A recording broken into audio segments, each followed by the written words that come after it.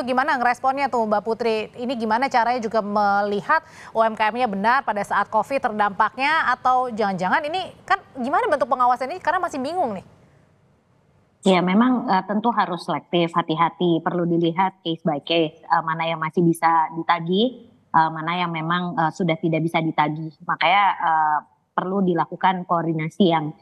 intensif antara pihak bank-bank himbara juga dengan pemerintah, supaya kalau memang kreditnya masih bisa direstrukturisasi ataupun masih ada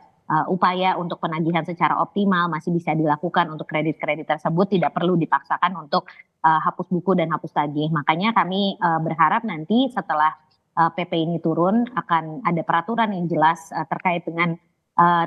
kriterianya dan juga tentu penanganan yang dibutuhkan untuk masing-masing kasus supaya tadi tidak disalahgunakan dan tidak ada lagi oknum-oknum yang malah membuat kebijakan ini menjadi terlihat kurang baik gitu, misalnya karena memanfaatkan untuk mendapatkan fasilitas tanpa harus membayar. Makanya kriteria ini dari awal kita juga sudah sering wanti-wanti ke bank-bank BUMN dan juga OJK tentunya pasca kita menetapkan Undang-Undang PPSK di tahun 2023 supaya kriteria yang jelas tersebut, misalnya terkait dengan kredit macetnya karena alasan apa, terus kapan lamanya kredit tersebut menjadi macet dan apa penyebabnya, berapa besaran nanti yang menjadi angka maksimalnya misalnya, itu perlu diperjelas nantinya dalam peraturan teknisnya. Tapi yang pasti tentu kita berharap dengan adanya pemutihan kredit macet UMKM ini, fenomena rentenir dan pinjaman online ilegal yang selama ini menjadi seperti jalan keluar, jalan pintas dari para pelaku UMKM yang sudah tidak bisa mengakses kredit dari perbankan atau lembaga-lembaga lainnya yang memang legal dan terdaftar di OJK itu sudah tidak ada lagi, karena memang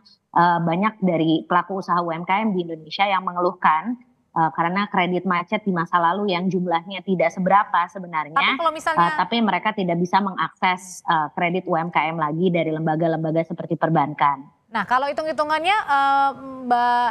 Esther itu untuk ini ya tadi Mbak Putri untuk menyasar 1 juta UMKM ya? Ya, Itu sudah jadi ini kan karena kemarin pengumumannya juga baru dari pemerintahan, jadi kita masih perlu melakukan